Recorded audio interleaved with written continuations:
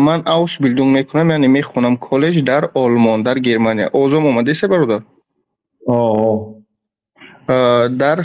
در فرما ساحه خوک، از سببی که مثال زبان رو کم میدونم، نو از روسیه اومدم، زبان رو کم میدونم. در ساحه مثال همه خوک پروری هم میخونم، هم کار میکنم تا تابستان یاد دارم که مثال همین ساحم رو علیش کنم، در ساحه دکتر مثال بخونم. همین از همین پول من مثال جمع کرده شدم که مادر من به حج روان کنم. آیا مثال همین کاری من یا که همین پولی من حلال است یا حرام؟ شما میخونید یا کار میکنید؟ برادر Ausbildung در شما مثال به فیلم در همین گرمانیا ممکن بدونین. Ausbildung یعنی به معنای مثال همین کالج میخونی، هم در فرما کار میکنی، هم میروی میخونی. مثال همین خیلی است. یا که دکتری اگر که بخونی در یگان مثال برلینس، یگان پلیکلینیک، یگان جو مثال کار میکنی و هم میخونی، همین خیلی است. کالج در آلمان هستن. فهمو، یعنی آیلیگ میگیرید از پولی همون خوکبانی؟ بله آیلیگ میگیرم. مثال 2 ماه کار میکنم، 2 هفته مثال درس میخونم. هم تو آموختن خوک پروری برای معلومات درست است. مثلا واقعا خوک از بین حیوانات از همه حیوانی سیر تولد کننده و بسیار تولد کننده و همچون گرید اگر از نظر تجاری خوکتی پولدار شدن آسان میتابد. یک داملا نقل کردن در یک معرکه یک آدم فقط خوک تعریف میکند و خوکبانی تعریف میکند. واقعا اگر هم تو از نگاه دنیویش گرید خوک بسیار تولد میکند و هر چی تید میخورد بعد سلایقه، اخلاط، نجاست، موسور، هر چی تید خورده میگیرد. و اگر با بعضی علما در کتاب ها ذکر کردن که اگر سیر و سیچی ندادم لای در این جوی برنده لای های بوی گرفتگی ما سلایقه میگویم. لایقه، لای بوناک، همون لای های بدبوی هم تید اگر سیر است تمام ندادم همون لای بدبوی تید بسیار فربه میشرفتگی. اگر همون زمان کشی اگر بسیار گوشت میتید و نجاست خور بسیار حیوانی بدترین حیوان است. لیکن وقتی که هیچی ندادد این خیلی چیزای یعنی چیزی ارزان، نجاست، خون، این چیزایی که هیچ کی نمیخوردگی آورده تید اگر تیز فربه میشه و اینچنین بسیار تولد میکند. از همین نظری دنیوی محضش گویا که تجارتش من با شما خوانده ایستادید شاید یک معلوماتی عجیب و غریب برایتان باشد، یک دو جمله میتیتازی برای شنونده ها. بعد همین آدم میگوید که داملا میگن که حرام است پایدنش و نگاه داشتنش، میگوید بسیار خوب است. بعدی چند وقت نگذشته همین آدم بانکرات شده، با زندانی شد، بانکرات شد. بنابراین فقط برای معلومات دانستن خوب است، علم خوب است، لیکن خود خوکبانی این نادرست است، یعنی از بالای خوک کار کردن. بنابراین اون مبلغ که مادر نفرستانید، سانی حرکت کنید مادر نفرستانید، مادر برید. این گپ برای شما نه، برای همه. مادرهای نفرستانید، مادرهای برید ها. اون جایی نیست که قرار باشد و یک دم گرفته بیان. اون جایی مشقت است، از دستشون گرفته باید خدمت کنید، دعاشون گیرید. برای همین برادر حرکت کنید، بله کسب نو کنید یا امکانیت باشد گویید که من درسش به اشتراک میکنم و کارش به نمیتونم. یگان پدرابود که کرده استید برای زندگی دوام دادن، لیکن خوگوانی نکنید.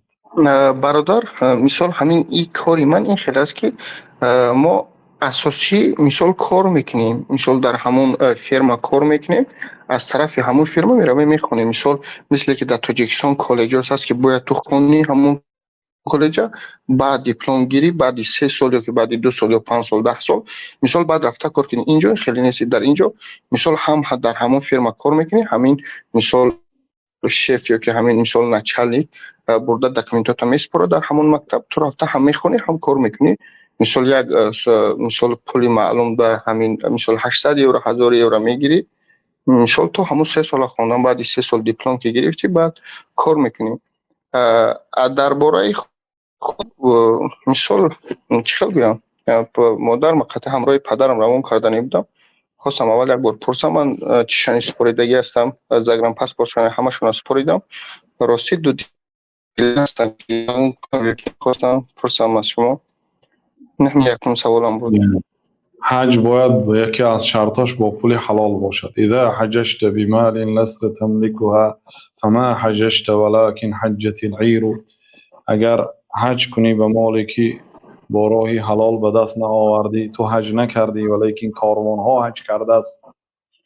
یعنی پول حلال خاصتا به عبادت حج که عبادتی مرکب از مال و بدن است. عبادت نماز عبادت بدنی است، عبادت زکات محض عبادت مالی است، عبادت حج عبادت مرکب است، ترکیب یافته از مال و بدن. بدنتون هم خسته میشد، بیمار میشه در اثنای حج، عذاب میکشید در مزدلفه، در عرفات، در مینا، در جمرات پاهاتون ورم میکند، در طواف اینچنین مال صرف کرده میرید. حج آسان است. بنابراین حج که عبادتی مرکب از مال و بدنی هست باید مالش حلال باشد. یکی از شرطهای حج مال حلال باشد. اگر رفت و مال حرام باشد یا فرضاً اقلا شبهناک باشد این به عبادت تاثیر دارد. بنابراین کوشش کنید هم حج و عمره و تمام عباداتتون با مال 100% حلال باشد تا اینکه به عبادت نتیجه دهد. هم عبادت از ذمه ساقط شود، هم انسان فایده عظیم به دست بیارد. این عبادت ها عبادت های عادی نیست. لیشهدوا منافع لهم. الله تعالی گفت که مردم را دعوت کن تا اینکه به سوی خانه زیارت خانه کعبه بیایند تا اینکه آمده فایده ها را حاصل کرده روند. لیشهدوا منافع لهم، شاهدی فایده ها شود، آمده فایده ها را برداشت کرده روند. در گرد کعبه دعاهاشان باید قبول شود. بنابراین کوشش کنید که و مال 100% حلال به عرق جبین از راه حلال آمده پولها حج کنید. بله مهنت میکنید چی میکنید ولیکن از راه خکپایی. پیامبر صلی الله علیه و آله که ان الله اذا حرم شیئا حرم ثمنه. اگر الله تعالی یک چیز حرام کنه پولش هم حرام میکنه. الله تعالی یهودهای لعنت کند وقتی که الله تعالی برای آنها روغن حیوانات حرام کرد. آنها روغن حیوانات گرفتن آب کردند و آبش همون روغن داغ شدگی فروخته پولش خوردن. روغن داغ شدگی که مثلا کشتی های انداوه کرده میشد، روغن به لای و همه چیزا آمیخته میکردن تا اینکه دیوال کشتی آب نگذراند. یعنی روغن خودمرده به همون جاها استفاده میشد و الله تعالی برای آنها روغن حیوانات حرام کرد، به ما حرام نکرد. مثلا روغن گاو برای ما حلال، روغن شتر برای ما حلال، روغن دنبه برای ما حلال. برای آنها چیزای حلال هم الله تعالی حرام کرد. فبظلم من الذين هادوا، پس به ظلم هایی که داشتن الله تعالی گفت ما چیزای فایده‌ناک هم برای آنها حرام کردیم همچون جزا. لیکن برای امت اسلام خیلی نکرد. هر چیزی که فایده دارد حلال کرد، هر چیزی که ضرر دارد حرام کرد. خلاصه برادر عزیز، یعنی به هر حال اگر رفت و سبوک گریم مالتان شبهناک است. از این مال نفرستانید، از دیگر مال فرستانید. کوشش کنید کار نو کنید.